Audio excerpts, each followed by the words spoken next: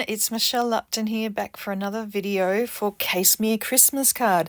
And as you've seen from the title, my very special guest today is the one and only Gina K of Gina K Designs. And you can see I'm using one of her stamp sets. So this stamp set was part of the September kit, and it's called Holiday Floral, and there's a stamp set, there's a matching stencil set, a layering stencil set, and also matching dies as well, and I'm going to be using all of those today.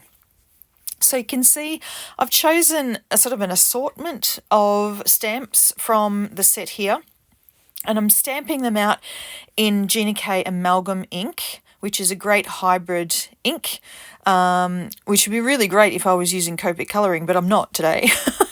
I'm just going to be using some layering stencils. So I'm actually stamping these out. I ended up stamping them out 4 times, but I didn't use all of the images. But I thought, I don't want to have to go back and stamp extra if I need extra. I'm just going to stamp out plenty and stencil plenty, just to make sure I've got enough of everything. So I have grabbed some distress ink to ink blend over these. So I've got Saltwater Taffy that I'm going right over the whole of the main leaves of the poinsettia, and then I'm using Lumberjack Plaid just to add a little bit of depth of colour towards the centre of the flowers, and I did that on all of them. And then on this particular poinsettia, I used exactly the same colours on the outside petals. I'm calling them petals, but my inner pedant is yelling at me because I'm a scientist and I know that these are not petals, they are bracts. But most people think of them as petals. Anyway, quite often on a poinsettia, we colour them in with the middle petals as red and the outer petals as green, which I ended up doing on the poinsettia that's all by itself here. So you can see I'm using Mowed Lawn, and I've also got, what's that? Peacock feathers, just to add a little bit of variation to the green there. I'm also using the peacock feathers on these little leaves that are all by themselves. I used some fossilized amber on the little florets right in the centre of the poinsettia. And yeah, I'm just going around using all of the different stencils to fill in all of the different leaves. This one I'm using Twisted Citron on these tiny little leaves. And these stencils are really cool because the way the stamps have been designed is that pattern of leaves is repeated on various different stamps. So you can just use the same part of the stencil on the different leaves in different parts of the design. Now, this is the card that I am casing today, and strangely enough, this card that Gina made, and she made this in a live video that I watched, was actually a case of a card by Jennifer Maguire. So what she did was she stamped and coloured a whole lot of floral images, she cut them out, and she popped them all up onto foam adhesive so that there's heaps and heaps of dimension. She also cut out a rectangle from the centre and popped that up even further before putting a sentiment right in the centre.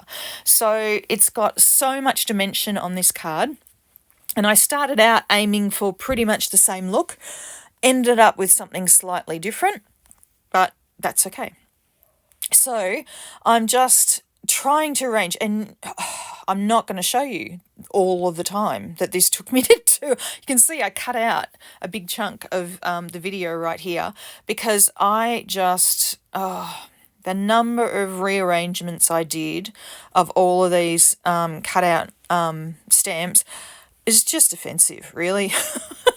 It was just ridiculous. So I've cut most of it out, and this is sort of the final arrangement that I'm coming to here. So I started with 3 of the sort of posy, the arrangement, and then I'm just using some of the smaller images of the berries and the leaves and the roses and all of those to just fill in the gaps around the edges.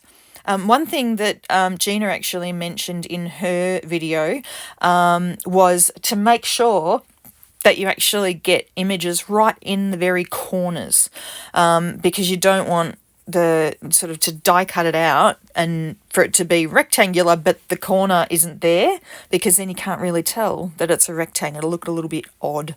So I'm trying very hard to make sure I have something in each of the corners. Okay, so as I said, this took way longer than it really should have. And now here's the magic part. I'm using a piece of press and seal. So I cut down pieces of press and seal so that I've got them always ready to go. And I'm just going to very, very gently just roll it down and press it onto this panel. So I was putting all these images on top of a card front so that I know exactly what size I'm aiming for here.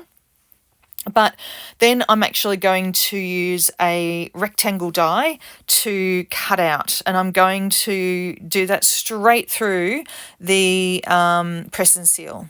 All right, so I've got this ready to go. Now I've got a rectangle. I'm just going to lay this down onto my magic mat for my die cutting machine. I'll pop that through, making sure everything's lined up, and there I've got my lovely rectangle ready to go. Now on Gina's card, she actually had quite a fair number of little sequins, little gemmy things to add some shine. Now on my card, I decided to put a glitter cardstock behind the entire panel. So the entire card front is going to be covered in white glitter. So I'm not going to add any gems on top of it because that'll be covered. Now at this point, this is the point where Gina actually die cut the second rectangle from her card, but I got a rush of blood to the head and thought, right, now I'm ready to put all on my foam dots. And I got about halfway through putting all of these foam dots on. I know I went completely overboard, but doesn't matter. But that's when I realised, oh, I forgot to cut out the other rectangle. I'd actually planned on not cutting out a rectangle. I was planning on cutting out a circle from the centre, but didn't happen because I jumped ahead too fast and got all excited about all the foam squares and completely forgot to die cut it. All right, so I've taken all the backs off the foam squares and now I'm laying it down onto my card front where I've already put my glitter cardstock, making sure everything's nice and stuck. And now I need to really, really, really carefully remove the press and seal. Now, because this press and seal has been through a die cutting machine, it's pressed on really firmly. And I actually came across a problem that Gina had in her video as well, which was some of the colour that I had ink blended through the stencils onto these flowers actually pulled up onto the press and seal. So all I did was I went back in with my blending brush, which still had a little bit of ink left on it from when I'd done the ink blending, and just made sure that any of the larger spots that had pulled up were sort of filled in. And it was fine. It was all good. Okay, so now it comes to the sentiment. Now on Gina's card, she had a stamped sort of scripty sentiment, which is handy because the sentiments in this stamp set are also quite scripty, which is lovely. She had a black sentiment on a white panel, so that's what I thought I'd do. But I thought just for something interesting, I would clear emboss the sentiment so that had a bit of shine. But I ended up changing my mind because once I had heat set this, you can see I'm just melting the embossing powder now, and I die cut it with the coordinating dies, I decided I really didn't like the look. It just blended in a little bit too much because my background is quite busy. I used a lot more flowers in my background than Gina did on her card. I went a bit overboard there. And so the background's really busy, and I don't know, there wasn't enough contrast between the background, which was on white, and the white background of the sentiment. So I thought I would get some black cardstock and white emboss the sentiment instead to see if I could get a bit more contrast happening. and yeah, see what I thought there. So basically did the same thing but in reverse. So I've taken black cardstock. I'm using Versamark ink to ink up that same stamp I used, putting it onto the black cardstock. And you might have noticed that I used my powder tool before stamping to make sure that I didn't get any sort of stray bits of embossing powder when I didn't really want it. There was still a couple of bits that I just used my fingernail to get rid of. Put my embossing powder back into its little tub, and then again heat up the embossing powder to melt it. Isn't that just magic? It still gets me every single time when that powder starts melting. It's like, oh, that's so cool. And then grabbing the die to cut that out. So just making sure that that die stays in place.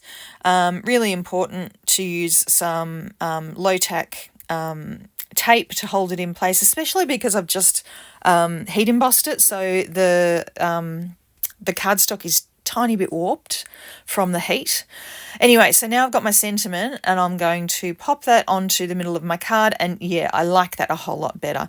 But seeing as I'd already stamped the black sentiment on white, I decided I'd use that one to layer it up. So I actually cut 2 more, and I'm just using some liquid glue to layer all these up. So I'm just going to put the black one on top and just stack all of those 3 layers of white, 1 layer of black cardstock, making sure they're all lined up and there's no sort of glue squidging out the sides.